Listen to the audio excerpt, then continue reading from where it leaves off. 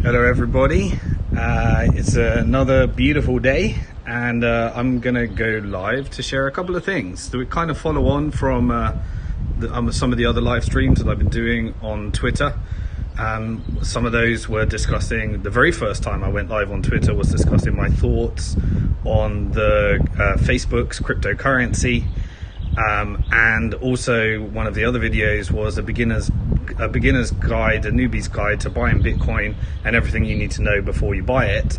And this is really a follow-on to discuss a couple of things. Firstly, US lawmakers now making a big inquiry and asking lots of questions around how Facebook's cryptocurrency is going to be used for terrorist financing. Reminds me of exactly what they said about Bitcoin, and they commonly say about Bitcoin. And also, I'm just going to share a few thoughts on my experience of buying a house of Bitcoin and how vastly different it was when purchasing with just traditional fiat. And the first thing is that the developers that I purchased from, my first reaction was to try and get them to accept Bitcoin directly. And they were one of the people at the company was completely up for it, but he couldn't get consensus from the board that didn't really want to be in the business of speculating on volatile assets like Bitcoin. So I had to convert to fiat, and therefore I had to disclose to the bank, the developer, the source of funds, source of wealth, which is the wealth was accumulated through Bitcoin. And what that meant is that in order to convert that, I had to go to an exchange, and then I had to persuade the bank. I didn't want to just deposit the fiat at a bank and then get it rejected. I had to go through a very rigorous source of funds, source of wealth, KYC process. And it actually took approximately 9 months. I had to find the right lawyers that knew how to construct a contract in such a way. You had to find the right bank, and we went through a couple of banks.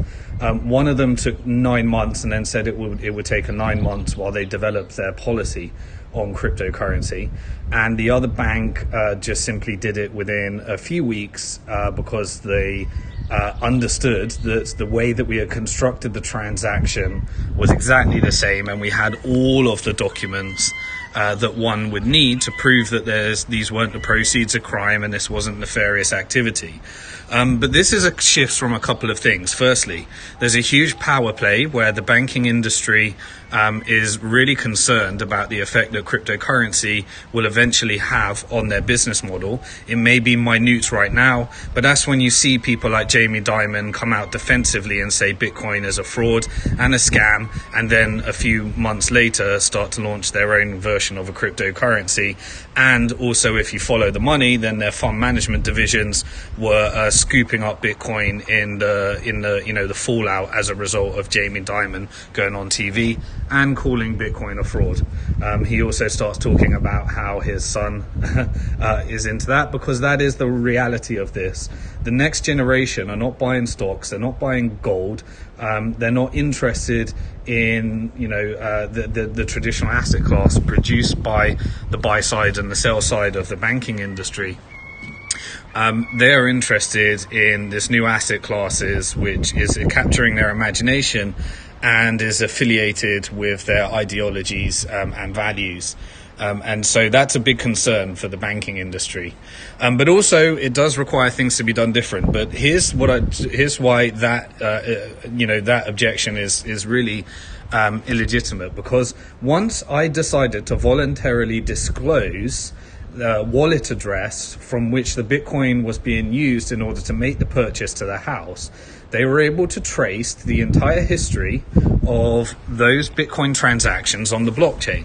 Now, most people are not equipped to understand how to do that, but there are services out there that help a bank or a financial institution figure out whether those funds came from known, criminal sources or anything like that. So this is where the whole claim about terrorism and crime and all these things happening with Bitcoin, while it might happen, but as I said in previous videos, is the dumbest and most stupid way to actually commit crime, because once you give up a wallet address and they attach it to an identity, then they can trace the entire history. And I was able, through a painful process, it wasn't enjoyable at all, but I was able to prove as a result of the blockchain that these proceeds were not the result of any crime, and that I had acquired those Bitcoins through a legitimate methodology. And then that allowed us to close the deal in the end. It was not fun. It was not a good experience. I do not like the fact that all my personal details and history is called into question in order to purchase a house. But that is the world that we live in today. We have shifted to a world where we believe that privacy is no longer important, and that in order to prevent certain criminal activities, that we no longer own our own money. We can no longer spend our own money in the way that we want to, and essentially we're all captives to the banking system, which is why it's so important to have an exit, because that allows the regulators, when they get too far, to be regulated. And that's what Bitcoin does. It regulates the regulators, and I believe that it's going to make fiat currency better when you give people an exit opportunity to do things. And then if that gets too far, it will be driven to more and more privacy and more darker cryptocurrencies where it's not so easy to kind of trace the history. And that's kind of the force, and then if Bitcoin gets, too much of a regulatory capture because the governments are putting these forces on it, then also there'll be more fungibility improvements and all sorts of stuff. So we're in a major, war, as it were, here. Now, here's where it gets really crazy. US lawmakers meet to discuss how Facebook's cryptocurrency can be used for terrorism. Where do I start? So, if you were a terrorist, would you use an immutable blockchain where the history of your transactions, if in the case of Bitcoin, could be completely traced, and if they can get hold of the source, then you cannot deny, you've got nothing there because it's an immutable record. Now, imagine if you did that through Facebook. Facebook has more data on everybody in the world than any bank, any probably government. I mean, the government need to get a backdoor to Facebook just to get the data,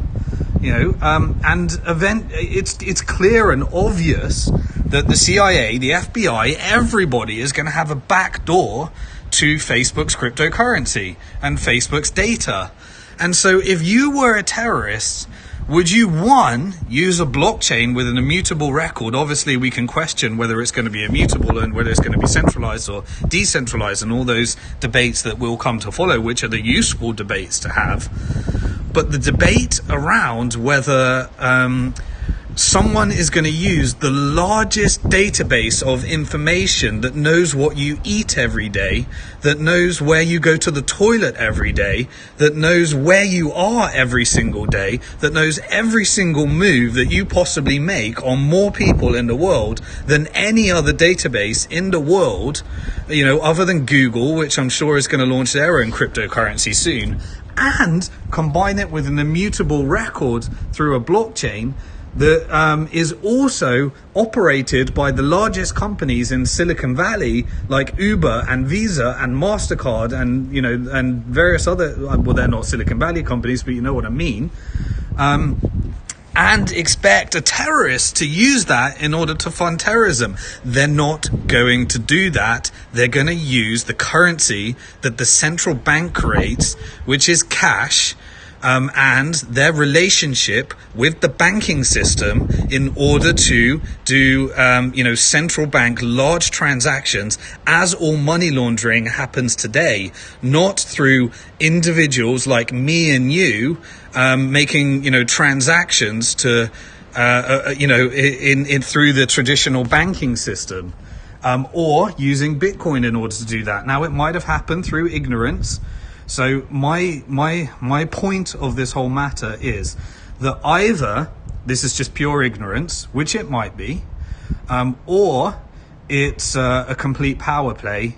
And that's exactly what I think that it is. It's the largest, most entrenched, monopolistic power plays in the entire world shitting themselves because now their power plays are being called into question. And that's why I think that even though I will most likely not be a user of Facebook's cryptocurrency, this has driven the power play to the front of everybody in the world.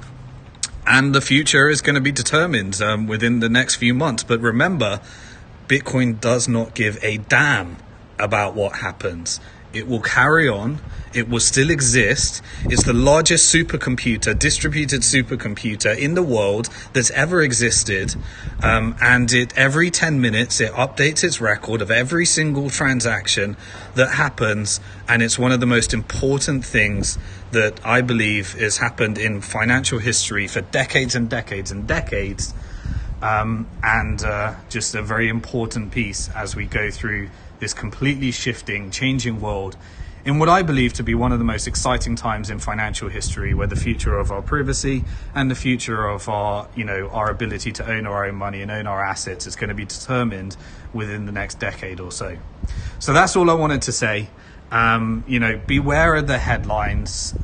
Just use some critical thinking, understand these technologies, and I'm going to go now and get back to some work. Rant over.